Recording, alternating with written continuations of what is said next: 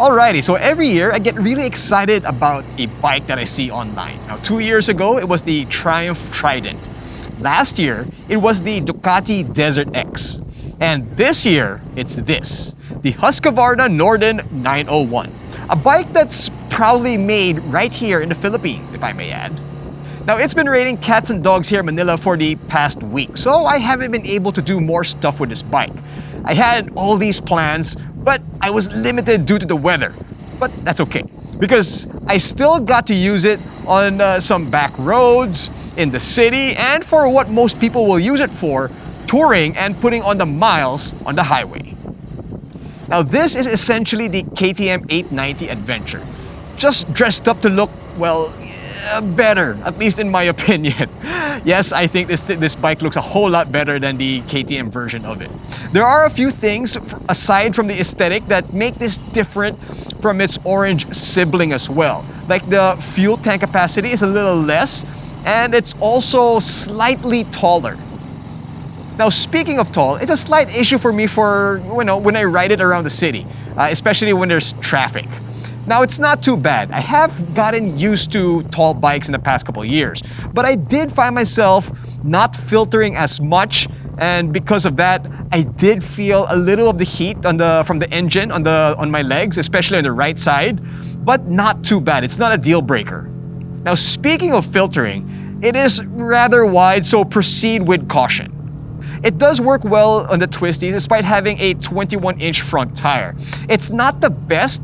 You really shouldn't push it on the twisties, but it handles its size really, really well. The Pirelli Scorpion tires, the STRs, which I have on my Tenere, has really been the barometer for tires that go on some light trails. And it's really what you see a lot on ADVs nowadays. And yes, they are a little bit more road focused. They work well on the twisties, and it's a bike that you can take on decent back roads, but you shouldn't take it on hardcore roads or hardcore trails. If you're gonna do that, you might want to change the tires of the bike. Actually, when I think about it, the Tenere 700, the Desert X, maybe the Africa Twin, those are kind of comparable to the Norden, especially the Desert X and the Africa Twin. In fact, riding this bike around, it does remind me a lot of the Desert X. Even the styling has some retro vibe to it, just like the DX. And the tech, well, the tech is quite similar. The size is pretty similar as well. But the price, that is quite different. More on that later on in the video. I do love the seating position. It's really comfortable. This is a bike that I would put some serious miles on. And the bike would love it as well. 19-liter fuel tank capacity and expected to get about 21 kilometers per liter, which is pretty good.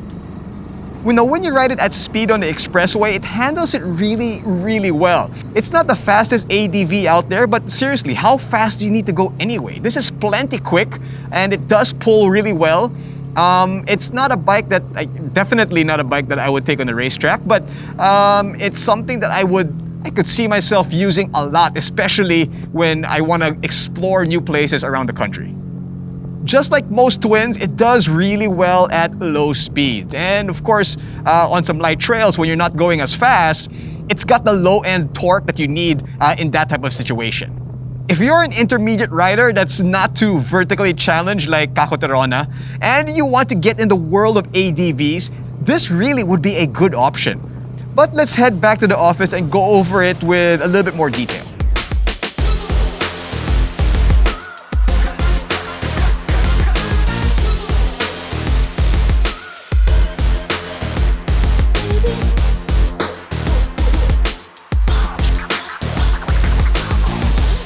So, as I've mentioned, I've been dying to ride this bike all year long, and it hasn't disappointed. The bike is powered by a 4-stroke parallel twin dual overhead cam engine that makes a solid 905 horsepower at 8,000 RPM and 100 Newton meters of torque at 6,500 RPM. The brakes are pretty solid. You get two 320mm discs up front and a single 260mm disc for the rear. The suspension is decent. You get WP Apex upside-down fork with 43mm of travel for the front and a WP Apex monoshock for the rear. And of course, those can be adjusted. As I mentioned, the front tire is size 21, 90 by 90, while the rear is size 18, 150 by 70.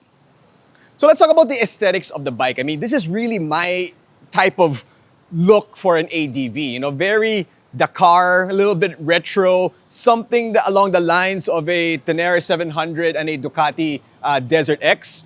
And I just prefer this look a whole lot more than the KTM 890 Adventure. I love the front, I love the big headlight, which is LED, by the way, LED all around. And you do get integrated fog lights right here. However, they're not too bright. And yes, you can upgrade them in the dealership, but for me, I would still put auxiliary lights on the bike because when I ride at night, I prefer to see as brightly as possible. So I probably would still put auxiliary lights, but it's nice that they included fog lights as well. Now, the windscreen is non-adjustable, and that's something that some people will probably complain about. I understand why, because you want the protection from the wind when you're on the expressway. You can purchase something that you can put up here, which kind of looks silly if you ask me. So I prefer this look. And something that I do appreciate is that it's a tinted windshield. I prefer the look of a tinted windshield than a clear one, kind of like the helmet. Yes, I know my helmet has a clear visor, but I just prefer if it was smoked, and I kind of like this look right here. I do like the livery of the bike, and as of now, this is the only colorway that is available here in the Philippines. Actually, I think it's the only colorway that's available for the bike around the world. I am partial to black and yellow, so I kind of like that that's the colorway that they chose for the bike. And I love this though, right here. If you look at this, it's the Husqvarna logo, the gun, the sight, but it's in the Philippine colorway because, as I mentioned before, this bike is assembled and built right here in the Philippines. And this is numbered 00, so this is the first one that they produced here in the country. So the switches are quite intuitive. I don't find myself pressing the wrong button when I'm not looking. It's actually pretty much the way I would expect it to be. You have a 12-volt socket right here for your gadgets. This is for the fog lamps right here. And the switches feel okay. I mean, they don't feel as premium as some of the other bikes out there, but I'm not gonna hate on it. I still think it's okay. So the TFT screen is quite nice. In fact, in my opinion, it's one of the better ones out in the market. It's not too busy. In fact, it gives you all the necessary information that you would want from the bike. Of course, you can control the riding modes. And well, here's the trip, right? Here's the trip meter and all that kind of stuff. So these are the riding modes. You have street, you have rain, off-road, and explorer. So it's essentially the same as other ADVs. They just like to call it a little bit different.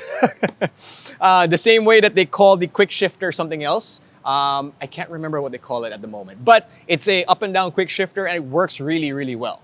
Now, if you look at the handlebar of the bike, it feels like it could be a little bit higher. Some ADV handlebars will have a bigger bend here and go maybe about here. This one is quite low. It kind of reminds me more of handlebars of naked bikes. And it's not an issue. I actually like the ergonomics of the bike. I actually like where it is. But because it's an ADV, I do like standing a lot on the bike. And when I stand on this bike, I'm kind of leaning forward a little bit or bending forward just so that I have a good hold on the handlebars. So I guess that's something that's I don't want to call it an issue, but it's just that I guess the design of the bike doesn't really, it's not really something that I would stand up a lot on, which is kind of something that I really enjoy doing on an ADV. But of course, it's something that you can fix in the aftermarket if you choose to. But, you know, I'm still 50-50 whether I would or not because I do like this position right here. And if you look down here, you can see the steering damper of the bike.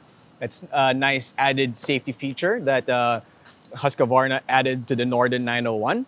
Especially with a bike that has a 21-inch front tire. I do appreciate that because when you're going, especially on, at a certain speed on the expressway or on some twisty roads, you want to be sure about the handling of the bike. Now, speaking of the seat, I want to talk about the seat height. First of all, this is in the lowest setting. As you can see, there's space right here. Actually, let me check if they have lowering links for this bike. because because that's actually something that I would do. I would probably try to lower it a little bit because it is a pretty tall bike, and the standard seat height of the bike is 874 millimeters. The low seat height is 854 millimeters, which is still tall. I am 5'6" with a 764 millimeter inseam, and let me make sure that my helmet will not fall off. And as you can see, it is quite tall. I feel like a ballerina on tippy toes. And that's actually why I'm wearing riding sneakers instead of my ADV boots. Because with the ADV boots, I can't really tiptoe that much. So it's an ADV bike and I can't wear my ADV boots because I can, it's a little bit of an issue reaching the ground, which in Manila traffic becomes something that's a little bit of a struggle because you do have to stop a lot. But again, you just really need one foot on the ground and you should be okay. Now, speaking of Manila traffic, I did manage to take this bike out in the city and it wasn't that bad, to be honest with you. I mean, it is a little bit big, but it still manages to, I can still filter, but very, very carefully. And because of the seat height, I can't really get in some areas because, well, sometimes the surface or the ground is not level and I just need to watch out where I stop because I have to make sure that I get at least 1 foot on the ground. I'll say this too. There is a little bit of heat coming off the bike and you can feel it right about here in this area. And of course, when you're stuck in the traffic and you're not really moving too much or you're not filtering well, you will feel the heat of the bike. But again, it's not a deal breaker. I mean, all bikes will get hot eventually. And I still think it's something that I'm willing to overlook because I really do enjoy this bike. Now, I have mentioned a couple of times that the bike is quite tall, but I do appreciate, I should say, that the center of gravity of the bike is quite low. And if you remember the KTM 890 and the KTM 790 Adventure, which we featured here at MotoDeal, the tank is down here. That's why the center of gravity is low on that bike. And the design of the Norden is quite similar to that. So the tanks are still down there. They're not as big as the 890 tanks, but I do appreciate that they're that low because when you're out on the trail, you want, and on lower speeds, you want the low center of gravity to have better control of the bike. And speaking of which, the wet weight of this bike is 490 pounds, which is actually on the heavy side. So I do appreciate that the center of gravity is quite low. All right, let's do a quick sound test.